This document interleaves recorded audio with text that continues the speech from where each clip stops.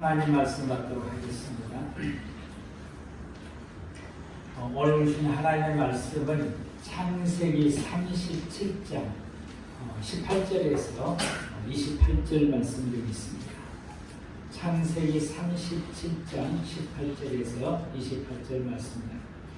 요셉이 그들에게 가까이 오기 전에 그들이 요셉을 멀리서 보고 죽이기를 꾀하여 서로 이르되 꿈꾸는 자가 오는도다. 그를 죽여 한 구덩이에 던지고 우리가 말하기를 악한 짐승이 그를 잡아먹었다 하자. 그의 꿈이 어떻게 되는지 우리가 볼 것이니라 하는지라. 루벤이 듣고 요셉을 그들의 손에서 구원하려 하여 이르되 우리가 그의 생명은 해치지 말자. 루벤이 또 그들에게 이르되 피를 흘리지 말라. 그를 광야 그 구덩이에 던지고 손을 그에게 대지 말라 하니 이는 그가 요셉을 그들의 손에서 구출하여 그의 아버지에게로 돌려 보내려 함이었더라. 요셉이 형들에게 이르매 그의 형들이 요셉의 벗고 그의 입은 채색 옷을 벗기고 그를 잡아 구덩이에 던지니 그 구덩이는 빈 것이라. 그 속에 물이 없었더라. 그들이 앉아 음식을 먹다가 눈을 들어 본즉 한 무리의 이스마엘 사람들이 길앗에서 오는데 그 낙타들의 향품과 유황과 물약을 싣고 애굽으로 내려가는지라. 유다가 자기 형제에게 이르되 우리가 우리 동생을 죽이고 그의 피를 덮어둔들 무엇이 유익할까? 자, 그를 이스마엘 사람들에게 팔고 그에게 우리 손을 대지 말자. 그는 우리의 동생이요 우리의 혈육이니라 하며 그의 형제들이 청종하였더라. 그때 미디안 사람 상인들이 지나가고 있는지라. 형들이 요셉을 구덩이에서 끌어올리고 은 20에 그를 이스마엘 사람들에게 팔매 그 상인들이 요셉을 데리고 애굽으로 갔더라. 오늘은 요셉의 이야기를 함께 하면서 하나님 말씀하도록 합니다. 사람들은 그 요셉이 애굽의 총리로 살았던 그 화려한 것만 생각을 하고 모두가 다 요셉처럼 되기를 소망하고 어머니 아버지들은 내 새끼가 요셉과 같이만 됐으면 그런 그 바람을 다 가지고 있고 성경을 보는 사람은 다 그 생각을 품게 되는데 지집사님은 그러는가 모르겠네. 근데 여러분이 요셉의 그 생애를 보면 여러분들이 오늘 이 말씀을 받으시고 요셉에 대한 이야기를 창세기에서부터서 다시 한번 쭉 이렇게 보시길 바랍니다. 그리고 그 속에 감춰져 있는 그 것들을 우리가 기도하면서 묵상하면서 생각을 하셔야 돼요. 그 감춰져 있는 하나님의 메시지가 뭘까라고 하는 것들을 요셉의 생애를 보면은 아버지 그늘 아래서 어린 시절 17세까지 자라왔던 그 시절이 있습니다. 아버지 그늘 아래서 17살 때까지 자라왔고요. 또 요셉은 그 밑에 베냐민이 있지만은 거의 막내로서 자라왔습니다. 막내로서 자라왔는데 우리가 막내를 잘 키워야 돼. 막내를 잘 키워야 됩니다. 그리고 요셉은 이제 보디발 집에서 이제 종으로 삽니다. 종살이는 1년밖에 안 돼요. 1년밖에 종으로 살게 되고 그리고는 요셉이 그 종살이를 좀 더 살았으면 그나마 나았을 것인데 왜냐하면 종도 그냥 종이 아니라 그 집의 모든 살림살을 총괄하는 총무로서 우리나라 말로 옛날에는 이런 분들이 집사라고 그러죠.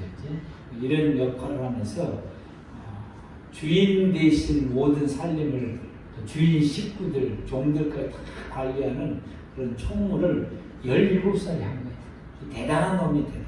17살에 자기보다 나이가 훨씬 많은 노인의 그 할아버지 종들까지도 다 관장을 하고 살고 17살에 그 보디발의 그 엄청난 많은 재산을 관리하면서 사는데 그것도 좀 오래 했으면 좋을 것인데 1년밖에 못하고 감옥에 들어갑니다. 감옥에서 12년을 감옥살을 12년 말이 12년이지 기가 막힙니다. 12년을 감옥살을 하다가 그 감옥살을 살다가 하루아침에 애국의 총리가 됩니다. 세상에 이런 일도 없어요. 이런 정도 된다면 감옥살을 할만 할 것 같아. 12년 살고 났더니 하루아침에 애국의 총리가 돼서 30살 때 애국의 총리가 되어 죽을 때까지 이 총리 역할을 하면서 생활하게 됩니다. 그래서 우리 이렇게 이제 살아온 그 애굽의 요셉의 생활들을 뒤돌아보면 보면은 먼저 아버지의 그 그늘 아래서 살아갔던 이 시절이었죠. 그때가 요셉이 어쩌면은 가장 좋았던 시절인지도 모르겠어요. 아버지의 사랑을 듬뿍 받고 자랐어요. 형제들보다 더 많이 받았어요. 그게 다른 형제들에게는 이 좋은 옷을 안 입히는데 요셉에게는 이 채색 옷이라고 아주 좋은 특별한 옷을 입히면서 살았어요. 왜냐하면 자기가 사랑했던 나일의 소생이니까. 자기가 사랑했던 나일의 소생인데 그 나일이 일찍이 죽어버렸어요. 엄마 없이 이제 자란 거예요. 엄마 없이. 다른 자녀들은 다 엄마가 있는데 요셉과 베냐민은 엄마가 없이 자라게 된 거예요. 그래서 이 베냐민 나타가 죽었으니까 베냐민은 별로 니나타가 죽으니까 베냐민 찾아보면은 죽은 그 라헬이 생각나니까 베냐민은 별로고 요셉만 그렇게 특별히 사랑을 하게 되고 형제들보다 더 많이 편파적으로 편애를 하면서 생활하게 되고 먹을 것도 더 많이 주고 더 이렇게 돌보고 더 이렇게 보살피고 이 사랑을 받고 요셉이 자랐는데 그 사랑이 요셉에게 뭐가 됐느냐? 독이 된 거예요. 요셉의 인생에 이것이 독이 된 것입니다. 아버지의 그 편견된 사랑이 요셉의 인생에 독이 된 겁니다. 그러다 보니까 요셉이 가져서는 안 될 것들이 몇 가지를 이 사랑 때문에 아버지의 편견된 사랑 때문에 요셉이 가져서는 안 될 것이 그에게 가지게 된 거예요. 첫째가 잘난 척.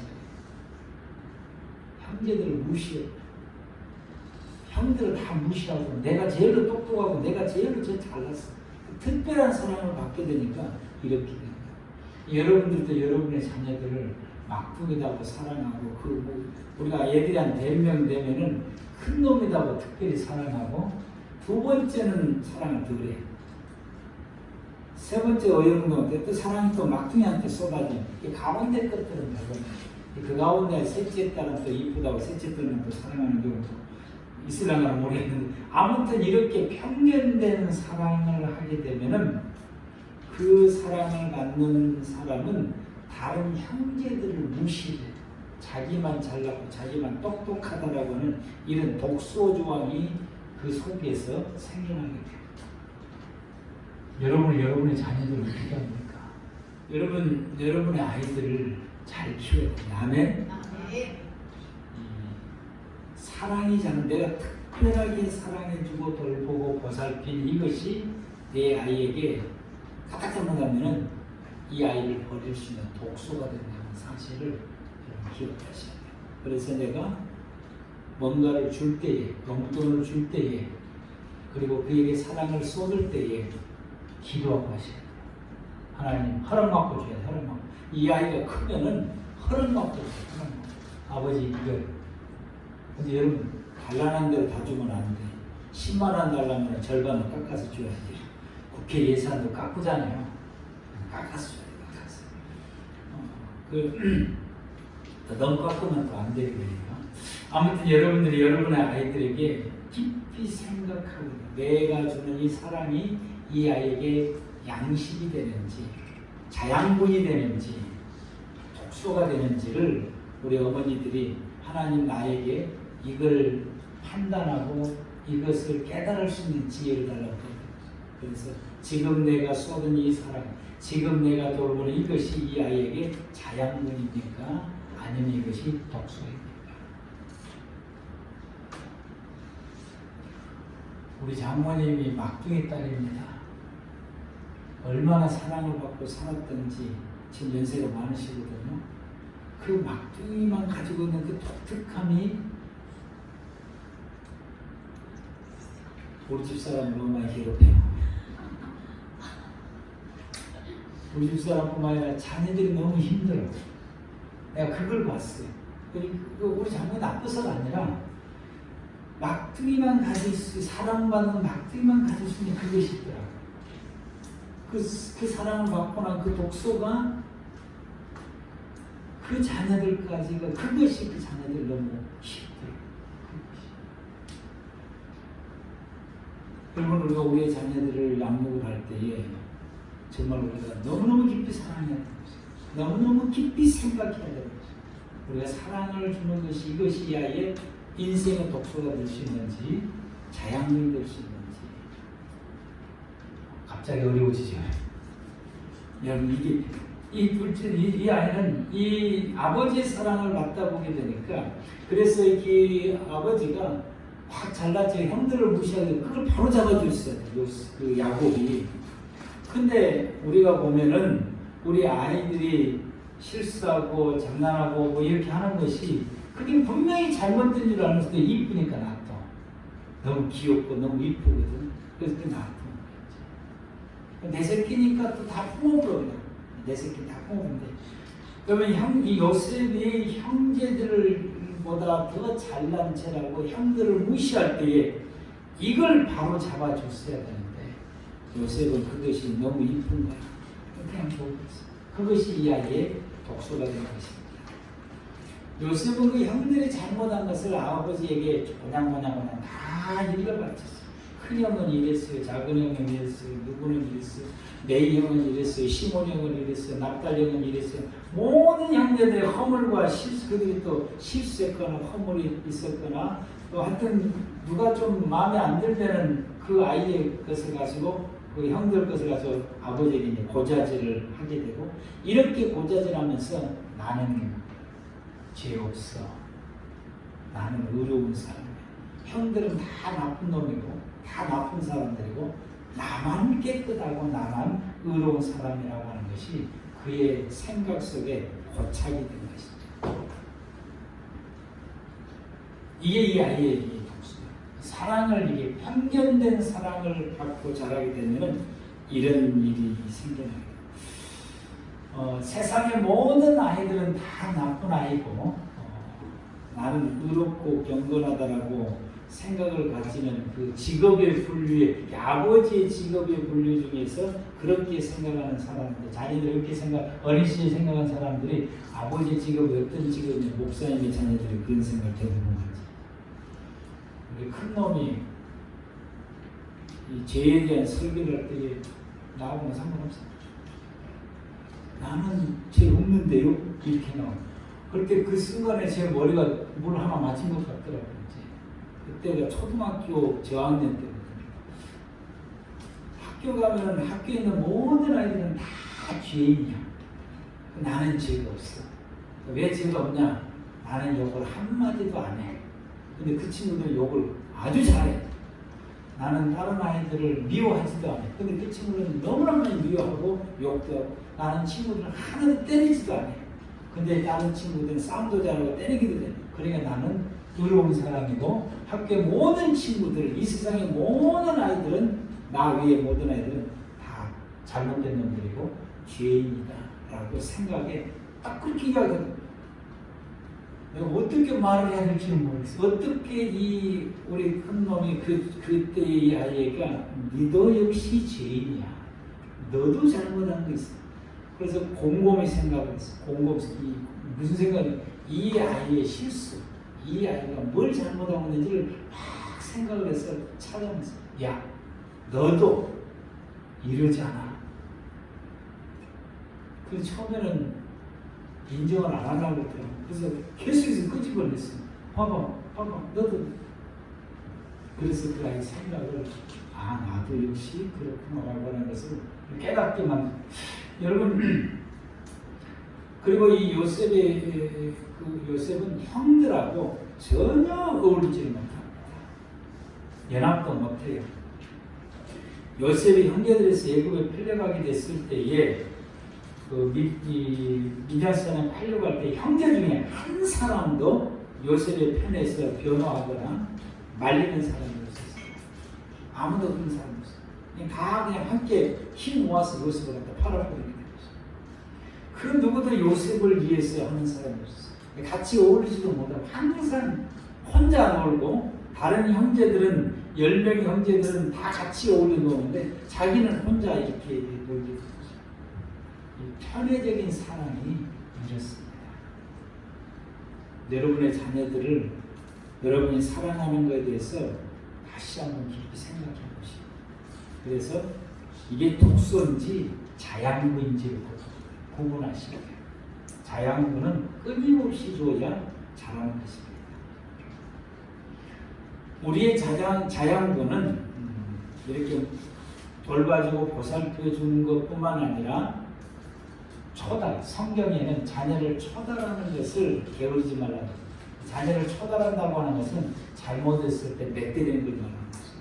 초달은 매를 때리는 걸 말하는데, 그래서 꾸중하고 매를 때리는 그것도 역시 우리 자녀들 향한 자양분이라고 하는 사실이에요. 그래서 우리가 자양분을 줄 알아야지, 사랑만 사랑하면 이 사랑이 우리의 자녀에게 독소가 생겨날 수 있다라고 하는 것을 기억하시길 바랍니다. 그러므로 우리들이 냉정해야 됩니다. 아주 냉정해야 되고 아주 통찰해야 돼요. 우리 자녀를 향해서 바라보는 것이 여러분 통찰해야 됩니다. 귀한 아이일수록 더 통찰해야 돼요. 아주 통찰해야 돼요. 여러분, 우리 자녀들이 사회에 다른 사람들에게 유익을 주고 큰 도움을 줄 수 있는 그런 일꾼으로 성장을 해야 되지, 다른 사람들에게 해를 끼치는 사람으로 성장하면 안 되는 것입니다. 그게 우리 있어야 되는 것입니다. 우리 부모님들은 그렇게 키워야 될 그런 사명이 있어요. 근데 여러분, 우리 사람들을 보면은, 젊은 사람들 이렇게 보면은, 이 아이가 이 세상에 살아야 될 아무런 의미도 없는 사람 아이들도 있어요. 그리고 이 세상에 있으면 없어져야 될 많은 사람들에게 해를 끼치는 이런 사람들도 있어요. 자녀들도 있어요. 청년들도 있고 젊은이가 있고, 또 이 사람의 성장에서 수많은 사람들에게 유익을 주고 도움을 주고, 반드시 이 사람은 우리 사회 구조 속에서 있어야 될 사람으로 성장된 사람이 있었어요. 여러분, 우리의 자녀들은 하나님의 교회에 있었으나, 하나님의 나라에 있었으나, 또 우리나라의 민족이 있었으나, 아니면 세계 모든 민족 가운데 있어서는 안 되는 사람이 아니라 반드시 있어야 되는 사람으로 우리가 양육해야 됩니다. 아멘? 그렇게 합니다. 그렇게 하려니까 여러분의 이 야곱처럼 편애하는 사랑을 가지면 안 됩니다. 그래서 그 아이의 가슴 속에가 이와 같이 잘난 체하고 자꾸 남을 이렇게 험담하고 고발하고 나쁘게 말하는 이런, 또 다른 사람들과도 연합을 못해. 회사를 들어가도 연합을 못하고, 어디를 가든 학교 가서도 연합을 못해. 연합을 못하면 따돌림을 당하게 되는 것은 내 아이가 다른 아이와 연합을 못한다고 하면 그건 누구 탓이냐? 내 탓이, 부모님 탓이야. 그렇게 길렀기 때문에. 여러분, 우리가 이 어떤 아이와도 어떤 사람과도 잘 어울릴 수 있도록 우리가 양육해야 되는 것입니다. 그래서 우리가 이것을 사랑을 주는 것에 있어서 지혜롭게 줘야 된다. 그래서 우리 부모님들은 자녀에 대해서 돌봄과 가르침, 이 두 가지 수레바퀴가 같이 굴러가야 돼요. 그런데 돌봄은 굴러가는데 가르침이 굴러가지 않아요. 그래서 우리의 자녀들을 망치게 되는 경우가 많이 있어요. 이 두 바퀴가 가르침과 돌봄이 두 바퀴가 동시에 굴러가서 아이들을 보살피고 돌보고 공급하고 채워주고 또 동시에 잘라주고 바로잡아주는 교육이 있어요.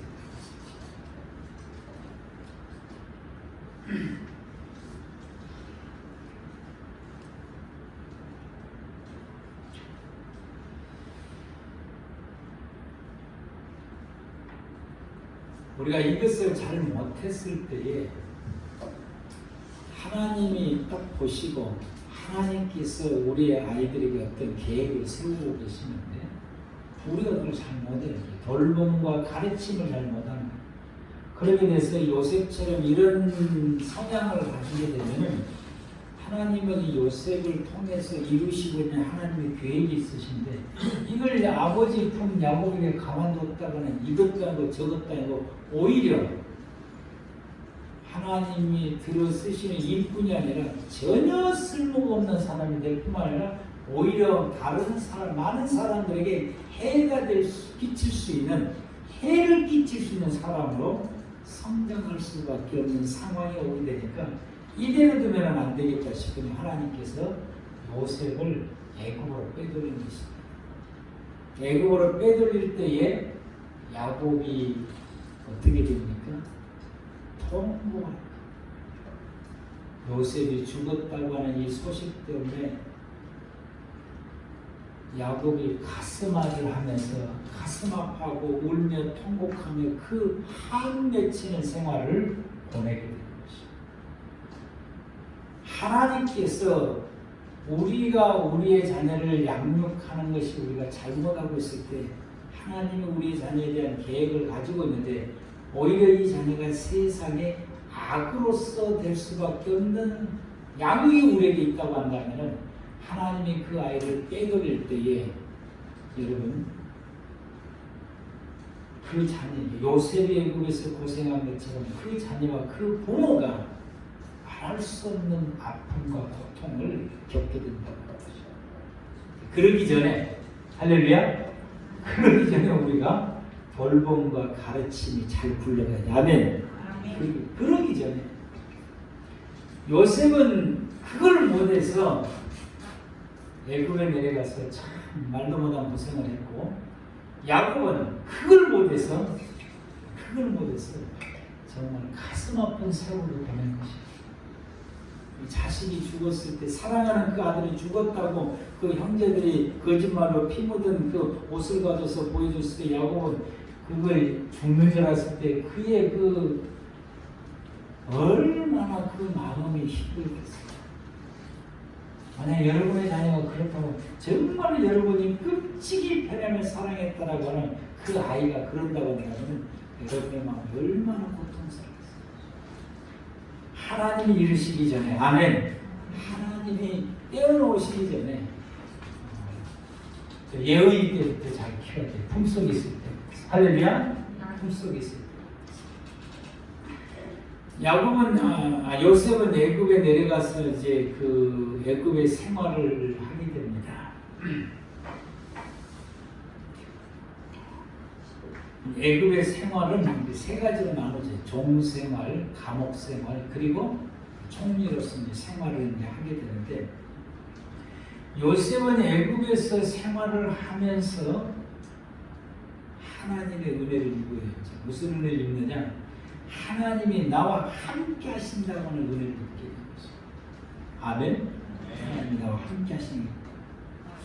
성도들이 하나님 앞에서 은혜를 입은 것 중에 최고의 은혜가 어떤 것일까?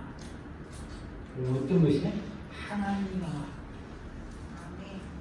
어린 아이들에게 그 부모로부터서 받은 은혜가 가장 큰 것이 뭘까? 부모님이 그 아이와 함께 사는 겁니다. 부모님 없이 사는 아이가 참 가장 불쌍한 아이입니다. 여러분들이 그 세상 속에서 그런 아이들이 있으면 부모 없다고 해서 여러분들이 멸시하거나 무시하거나 천대하거나 그러시면 안 됩니다. 절대 그러시면 여러분 우리가 이 부모 없이 나를 돌봐줄 수 있는 부모 없이 살아가는 것이 가장 불쌍합니다. 그런데 요셉이 부모 없이 살아가는 그 애굽에서 하나님이 나와 함께 하신 은혜를 느끼게 되는 거죠. 아멘. 하나님과 함께 하신 이 성도가 하나님과 함께 살아가는 이 은혜가 최고의 은혜고 최고의 축복입니다. 여호와의 하나님은 여러분과 함께 하십니다.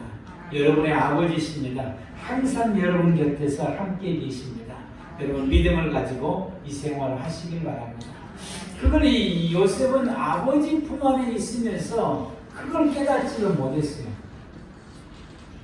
아버지의 사랑이 더 컸기 때문에 하나님이 나와 함께 하시고 나를 돌보신다고 하는 것을 요셉은 거기서 깨닫지를 못했어요.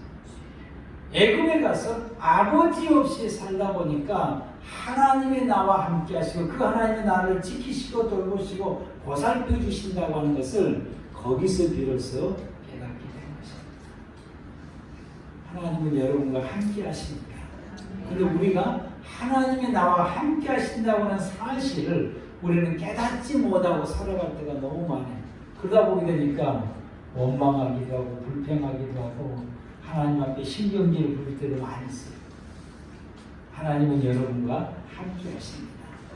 이 아버지 없이 애굽에서 고생하다 보게 되니까 하나님이 나와 함께 하시는구나 라고 하는 것을 요셉이 깨닫게 되는 것이고 이게 요셉이 받은 은혜 중에 가장 큰 은혜인 것입니다. 요셉이 보디발 집에서 종사를 살아갈 때에 하나님이 그와 함께 한다는 것을 확실하게 보여주고 깨닫게 해주시게 된 것입니다. 1년 동안 요셉이 보디발 집에서 종사를 하는데 처음부터 그 가정에 총무가 되는 것은 처음부터 밑바닥에 생활을 하게 되는데 요셉이 하는 것마다 일이 잘 풀려. 하는 것 손댄 것마다 잘 풀려. 그래서 요셉이 잘나서 그런 줄 알았네. 하나님이 나와 함께 하셔서 내 손 닿는 것을 보고 주시는구나. 요셉이 그것을 깨닫기 시작한 거죠. 하나님이 함께 하고 손 닿는 것. 근데 보디발이 이게 나이는 어린데 하나님이 그와 함께 하니까 대단하거든. 그래서 이 요셉을 가정 총무로서 수년 동안 보디발과 함께 살아왔던 그 종들을 다 제치고 인자온 요셉을 1년도 안 된 요셉을 가정 총무로 세워서 네가 우리 집 살림 전부를 맡아서 생활하라. 요셉이 여기서부터서 가정 총무가 되어서 그 1년 동안 생활하게 되는데 그 1년 동안 있는 가운데에 얼마나 많은 우여곡절이 있겠어요. 이제 이 굴러온 돌이 종같이 생활하는 종들 입장에서 볼 때 굴러온 돌이 박힌 돌을 빼려고 하게 되니까 함께 있는 사람들이 그 요셉을 얼마나 구박을 당했어요. 총리지만 구박도 안 하고 말도 안 듣고 총무좀 이렇게. 그런데 여기서 요셉이 사람이 바뀝니다. 이 응석 부리고 잘난 체하고 고자질 잘했던 요셉이 완전히 여기서 바꿔져요.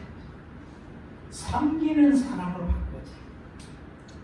위로는 주인도 섬기고 종들도 섬기고 총무가 되어서 권세를 부린 것이 아니라 총무가 되어서 그 집의 모든 사람을 섬기는 사람으로 바꿔져야 되는 거죠. 예전 같으면 어떻게 되겠어요? 굴림하겠지. 형들보다 내가 더 잘났는데 아버지 그 힘입어서 형들한테 함부로 대하고 이랬던 요셉이 이 가정에 와서도 주인 다음이에요. 이 주인 다음이니까 자기가 충분하게 이 모든 사람들을 다스리고 이거 해라 저거 해라 이거 라고 충분하게 할 수 있게 되고 주인의 살림을 이러고 저러고 할 수 있는 본줄을 쥐고 있으니까 권세가 대단하네. 그런데 이 힘을 가지고 요셉은 그 주인의 모든 식구들을 다 섬기고 종들도 섬기고 나이가 많든지 어리든지 어린아이까지 모두를 다 섬기는 생활을 섬기는 사람으로 바꿔지게 됩니다. 하나님의 백성들이 이렇게 바꿔진다. 예수님 우리에게 주신 말씀, 내가 섬김을 받으러 온 것이 아니라 도리어 섬기고 내 생명을 주러 왔다고 말씀하셨습니다. 예수님께 제자들에게 너희가 으뜸이 되고자 하면 먼저 종이 되라. 섬기라. 이 말씀을 주님께서 제자들에게 말씀하시고 모든 믿음의 성도들에게 말씀하십니다. 하나님의 사랑, 하나님이 나와 함께 하신다고 하는 것, 하나님이 나를 돌보고 보살핀다고 하는 것을 은혜를 깨닫는 성도들은 그들의 삶이 어떻게 바뀌어지느냐? 섬기는 사람으로 바뀌어지는 것입니다. 군림하는 사람이 아니고 다스리는 사람이 아니라 모든 사람을 섬기는, 나 위의 사람과 나 아랫 사람까지도 섬기는 사람으로 바뀌어지게 됩니다. 요셉은 이 보디발의 집에서 종으로 살면서 어떻게 바꿔지냐? 성실하게 일하는 사람으로 바꿔지게 됩니다. 요셉은 아버지 집에 있을 때 일 안 해요. 형들은 다 나가서 양을 돌보고 보살핀데 그날 아버지 안에 있으면서 주는 밥만 먹고 아버지에게 말동무만 하고 그냥 거기서 생활하면서 가끔가다 한 번씩 형들이 어떻게 양 돌보고 있는가 아버지 심부름만 왔다 갔다 하지 뭐 전혀 일하지 않아요. 그런데 보디발 집에서 성실하게 일하는 사람으로 바꿔지게 되죠. 무슨 일을 맡으면 그 일을 끝까지 해내고 아침부터 저녁까지 총무로서 보디발의 집에 총무를 성실하게 일하게 되니까 보디발의 재산이 점점점 늘어나게 됩니다. 보디발의 재산이 점점점 늘어나게 되고 그리고 온 그 형실하게 일하게 되니까 이 함께 일했던 모든 이 보디발의 집의 식구들이 하나가 되고 화목하게 되고 종들도 싸우지도 않아요. 얼마나 잘 돌보는지. 이렇게 성실하게 일하는 사람으로 바꾸지. 하나님 닮은 사람이 이렇게 되어져야 되는 사실. 어디 가서 무엇을 하든지 성실하게 일함으로 통해서 그 일에 배가가 되어지게. 세 번째는 요셉이 정도를 그려요. 아버지 재산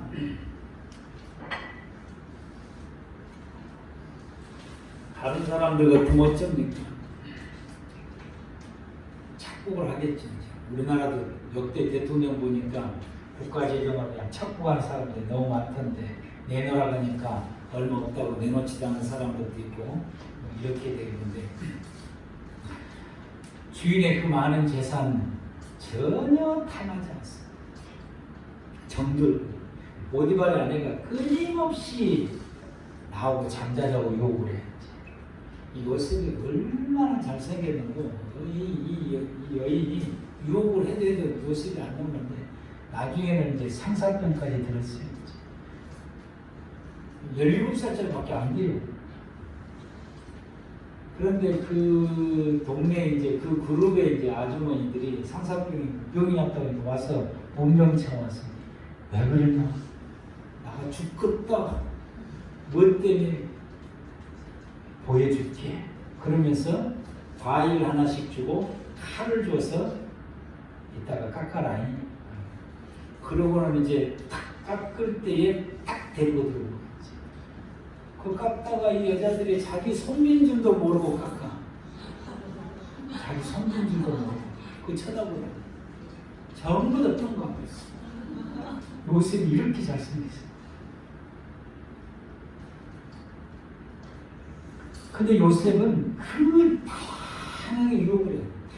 다양하게 유혹을 해도 절대로 그 유혹을 이기면서 다 이겨냈어요. 절대로 안 된다. 그럼 우리가 세상을 살 때에 얼마나 우리를 믿음을 넘어뜨려가고 하나님의 사람으로서 그 품성과 또 생활과 믿음을 저버리게 하고 하나님을 떠나버리게 하는 그 하나님의 말씀을 지키지 못하게 하는 유혹들이 우리가 세상 속에 얼마나 많이 있습니까? 여러분들이 수없이 유혹을 합니다.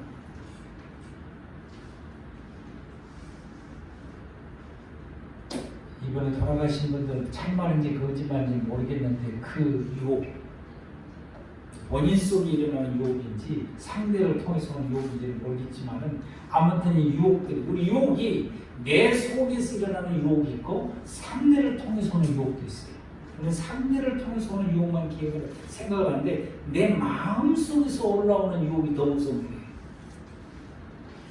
이런 유혹들이 우리에게 끊임없이 오게 되는데 요셉은 이 모든 유혹을 이겼다라고 모든 유혹을 물리쳤다라는 것이죠.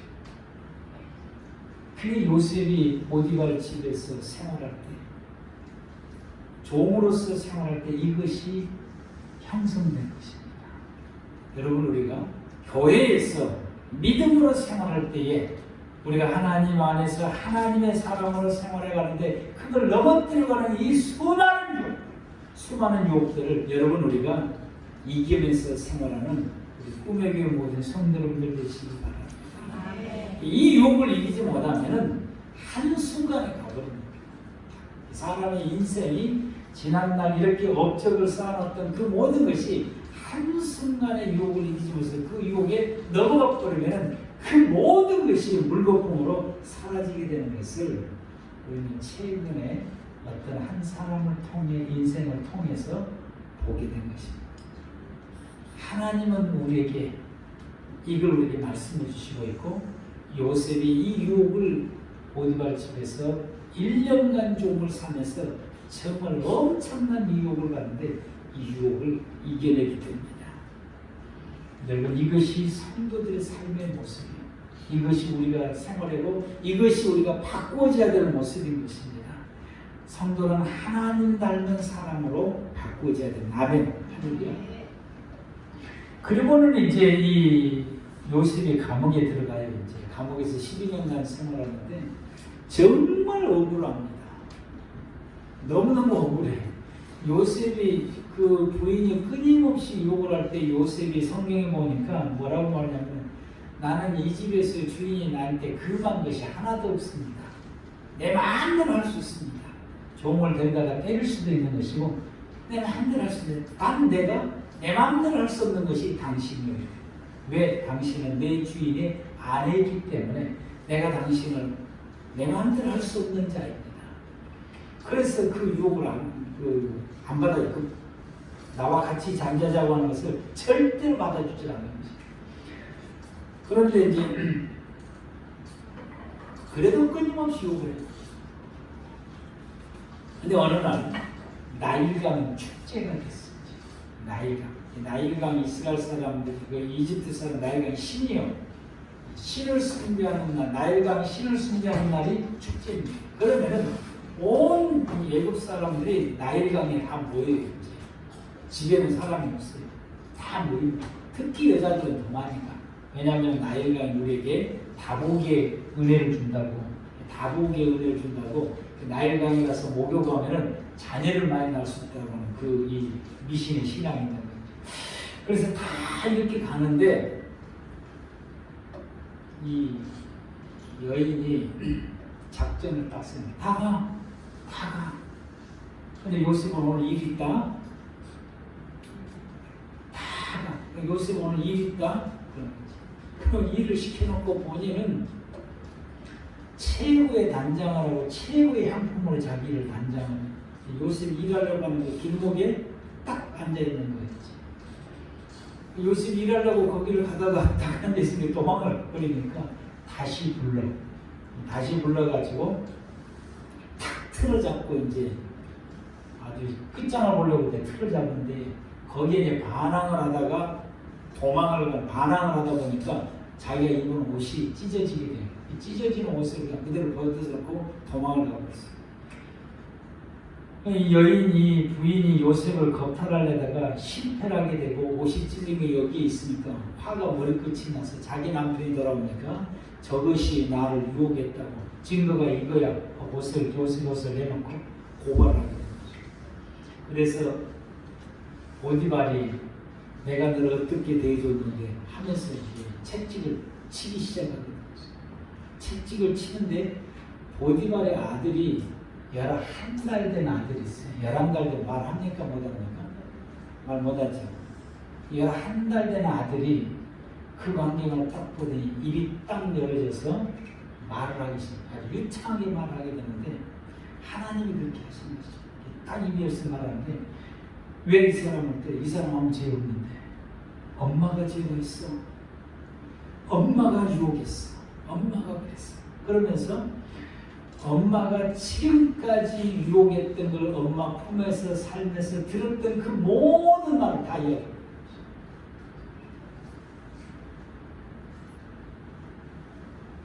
엄마가 이렇게 이 남자에게 엄마가 이렇게 말했어. 엄마가 어느 날 이렇게 말했어. 이렇게 말했어. 이렇게 말했어. 계속 유혹했던 말을 다 이야기해보는 것이죠. 보디발이 그 말을 듣고는 깜짝 놀란 거죠. 그리고 이제 매를 때린 것을 멈췄어요. 그렇지만 이건 수습을 해야 될 거 아니에요. 그래서 재판장한테 데려가서 재판을 받게 만들어요. 재판장이 재판을 하는데 요셉이 억울하다고 이야기를 하는 거죠. 억울하다. 나는 아무 잘못이 없는데 1년 동안 나는 주일을 해서 최선을 해서 일을 했고 아무 잘못이 없다. 난 유혹하지 않았다. 이렇게 이제 이야기를 하게 되니까 그 재판장이 그래? 그러면은 옷을 가져온 거야. 찢어지는 옷을 가져오라고 했어. 찢어지는 옷을 가지고 와서 그 옷을 보면은 누가 유혹을 했는지 추행을 했는지 알 수 있다라고 말하게 됩니다.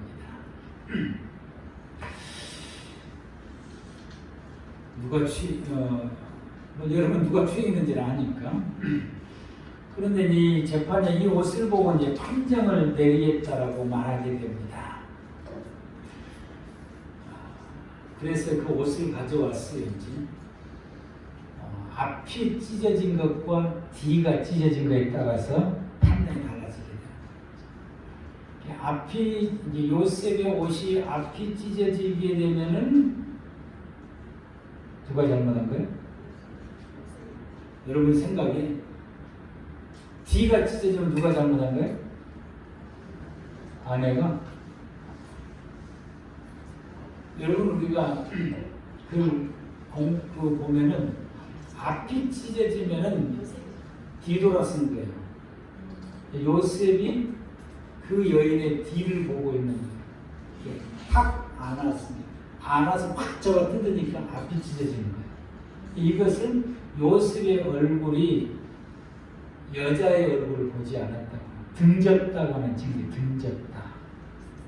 그러면은 뒤가 찢어지면은 탁 껴안게 되면은 여자가 이제 발부둥 치니까 찢어질 때 어디가 찢어진 거예요? 남자의 뒤가 찢어지게 돼요. 이해가 됩니까? 네. 그래서 재판장이 그 옷을 딱 보고는 이건 앞이 찢어졌으니까 여자가 잘못했다 이렇게. 남자 요셉은 무죄예요. 그러나 그래서 이제 사형은 미안하고 너는 내 주인에게 부끄러움을 줬다고 해서 감옥에다 가다 놨다. 부끄러움을 감옥에. 그래서 이제 감옥 생활을 12년 동안 하게 됩니다.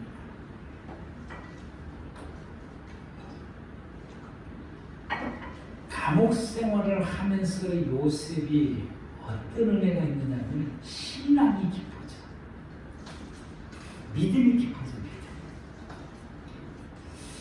하나님의 역사는 알 수가 없어요.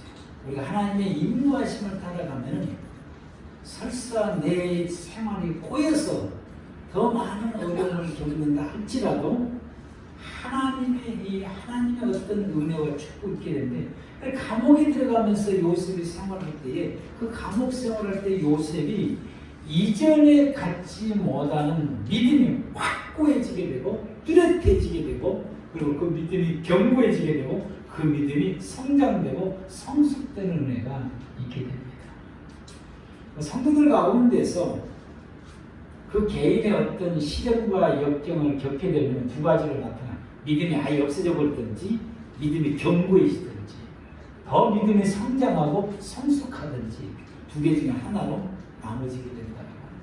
코로나로 인해서 믿음이 없는 사람들은 교회를 다 떠났어요. 그런데 코로나로 인해서 믿음 있는 사람들은 더 하나님 앞에 엎드려 매달려 기도하는 하나님의 사람, 믿음이 더 충만해지는 하나님의 사람으로 나아가게 됩니다. 보디발의 아내가 얼마나 집요한지 감옥에 들어간지 석 달 동안 쫓아다니면서 거기서도 유혹을 해요. 명예맞습니다. 너희들은 이런 여자들 만나지 마라. 할렐루야. 이런 여자 만나면 안 돼. 아줌마를 조심해라. 아멘. 아줌마 조심해라. 아줌마. 유튜브 봐봐. 아줌마들 너무너무 무서워. 여러분 그것도 이쁜 아줌마 조심해야 돼요.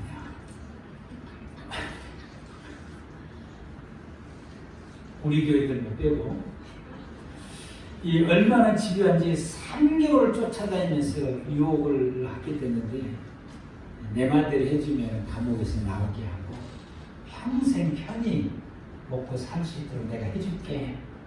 아주 참 입맛 당긴 당근입니다.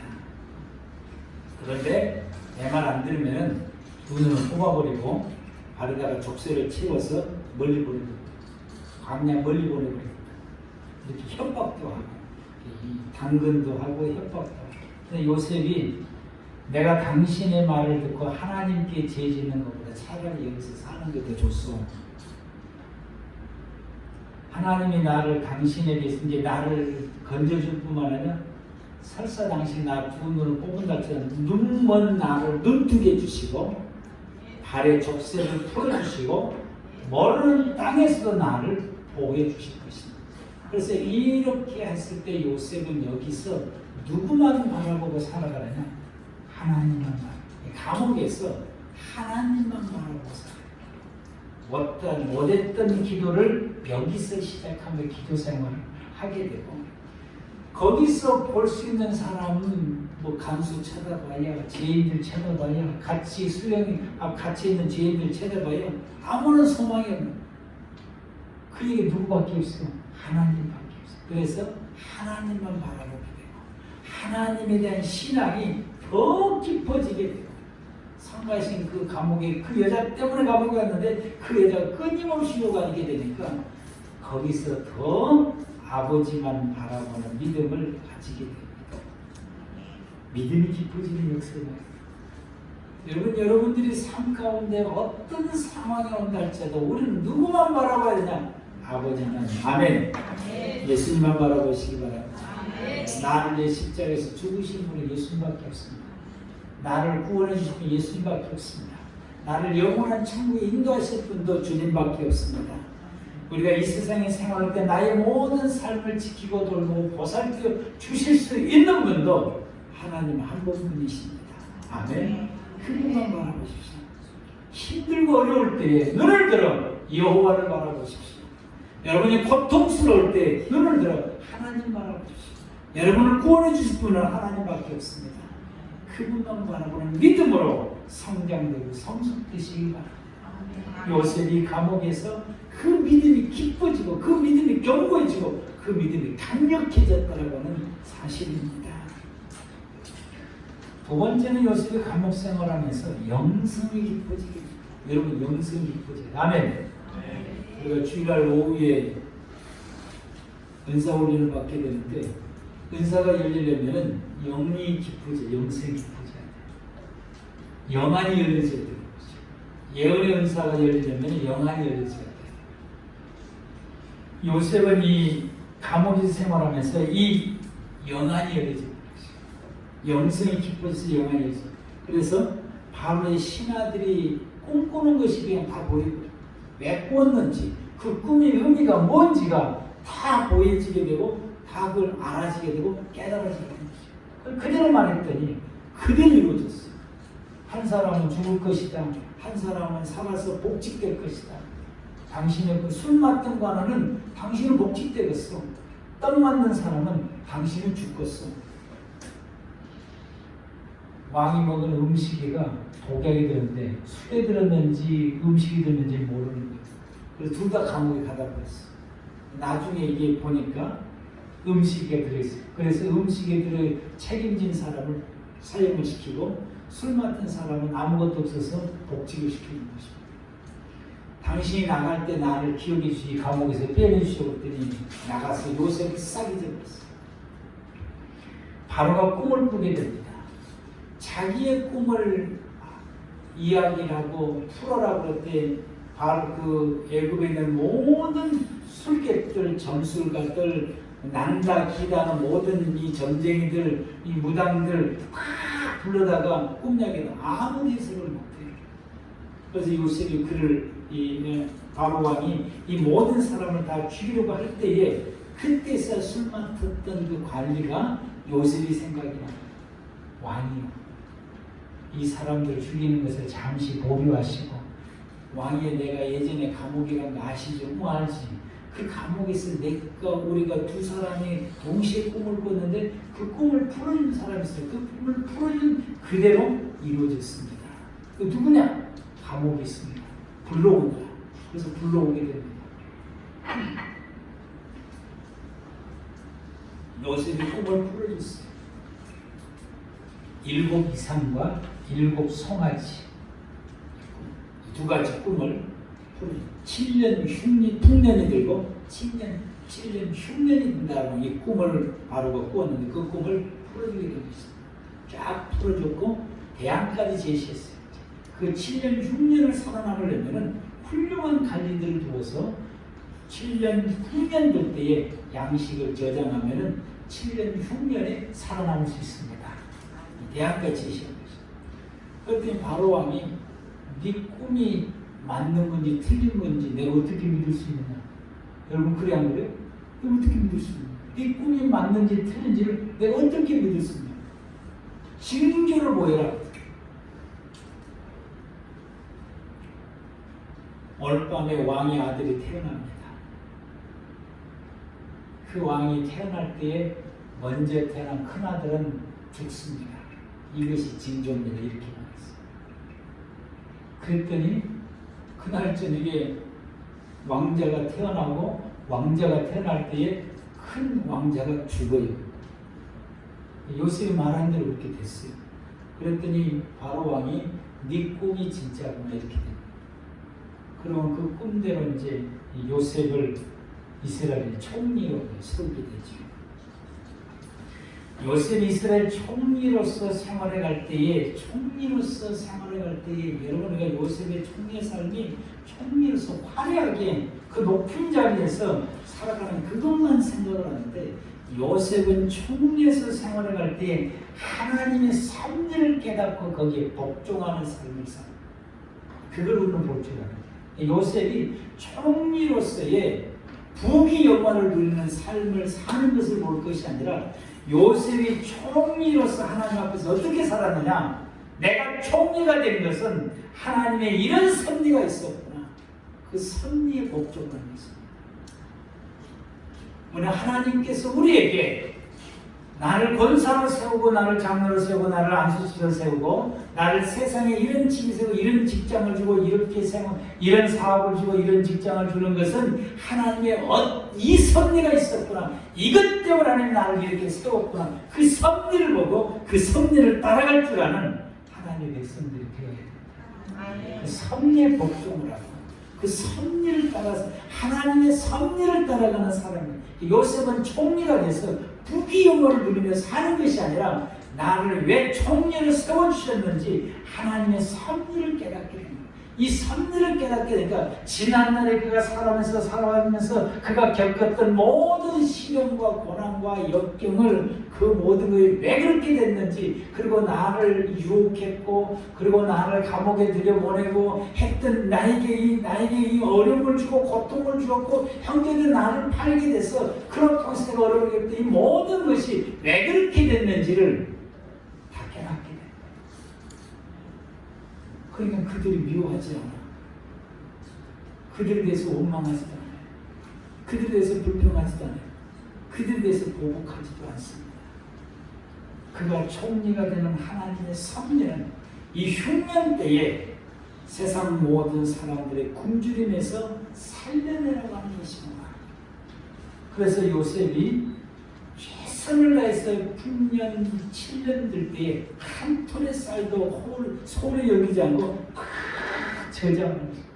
한 톨이 풍년 될 때 너무 많이 풍년이 넘쳐나니까 사람들이 넘쳐나면 함부로 취급하잖아요.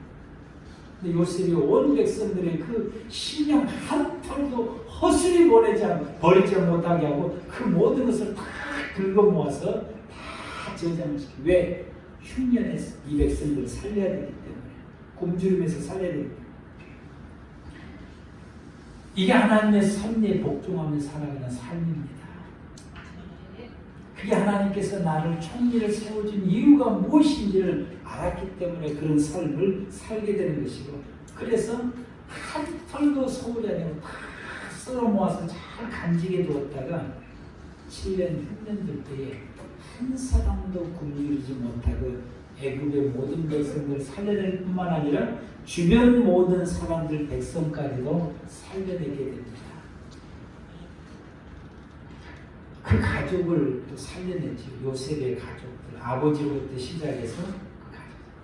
자신이 애굽에 내려오게 된 하나님의 계획을 알게 됩니다. 하나님께서 우리 가족들을 살려내서 후대에 메시아를 보내려면은 우리 가족이 살아남아야지, 죽어버리면은 메시아가 올 수가 없기 때문에 이렇게 하려고 하나님께서 그렇게 했구나. 그래서 이걸 깨닫고 형제들에 대해서 보고까지 양식 사러 왔을 때에 옛날 그 생각하면 그냥 옳게 됐다고 감옥에 가두든지 죽이든지 둘 중에 하나를 선택할 것인데, 절호의 찬스에 보복할 수 있는 게 절호의 찬스인데 보복하지 않습니다.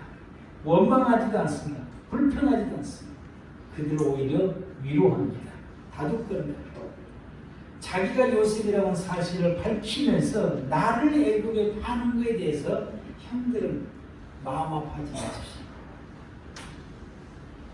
당신들이 나를 파는 것이 아니라 하나님께서 온 백성의 사람들을 구하려고 나를 먼저 애굽에 보낸 것입니다. 그 방법으로 나를 보낸 것입니다. 우리 가족을 이 흉년에서 구해내려고 나를 먼저 보내서 애굽의 총리가 되게 하신 것입니다.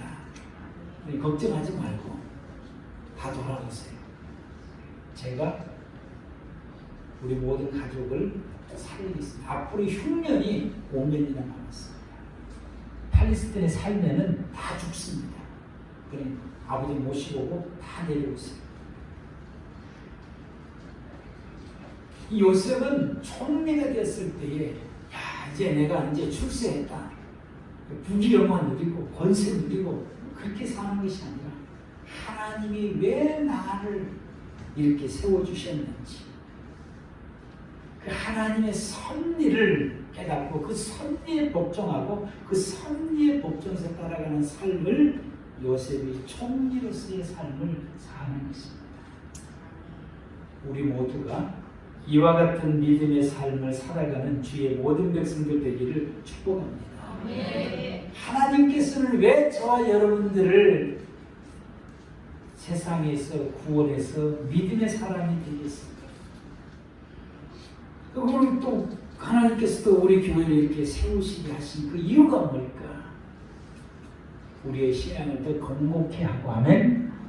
더 견고하게 하고, 그래서 우리의 믿음을 다시 한번 소생시키고 성숙을 시키고, 저와 여러분들이 하나님의 영성의 은혜를 경험하게 만들고, 또 우리가 하나님의 섭리를 깨닫고서 생활할 수 있게 할 뿐만 아니라 우리를 영원한 하나님의 나라 천국으로 인도하시려고, 아멘. 보다 더 확실히 인도하시려고 우리를, 교회를 다시 한번 새롭게 세우고 이 교회를 중심해서 저와 여러분들이 함께 믿음의 삶을 살아가도록 하게 하실 것입니다. 내가 여기서 생활하면서 말씀에 대한 눈이 새롭게 열려지게 되고 새롭게 깨닫게 되죠. 그리고 제가 이 말씀을 준비할 때 이 한 부분에 미비를 한 미비. 이게 뭔지를 잘 모르겠어. 미비. 그럼 하나님은 여지없이 우리 집사람의 입을 통해서 대화를 나눈 가운데 이것을 깨닫게 해주셔. 지난 주간도 그러더니 오늘도 또 그래서 내가 무릎을 치면, 이야기를 듣다가 무릎을 탁 치면서, 야, 하나님 왜 이래? 내가 이 부분에 대해서 이게 있는 설정을 하고 이렇게 했는데 그 더 이상 깊이를 내가 깨닫지를 못해서 아주 마음속에 답답함을 가지고 있는데, 도와준 하나님께서 우리 진짜 입을 통해서 내게 이렇게 깨우쳐 주시니, 이 이유는 우리를 위함이니까 여러분을 위한 것이다. 여러분을 위함. 아멘.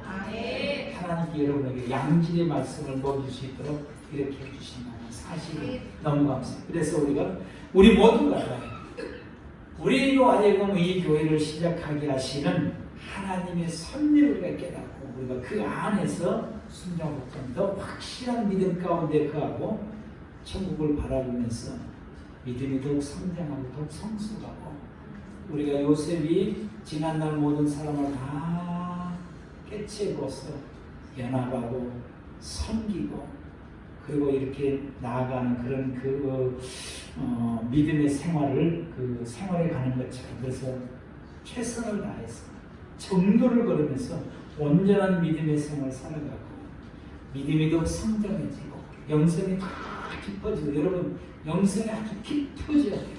하나님의 심오한 은혜를 경험할 수 있고 깨달을 수 있고 그걸 체득할 수 있는 데까지 영성이 깊어지고 이를 통해서 하나님의 섭리를 깨닫고 그 섭리에 복종과 순종해 나가는 우리 꿈에게 모든 성도들 되시기를 축복합니다. 기도하시겠습니다.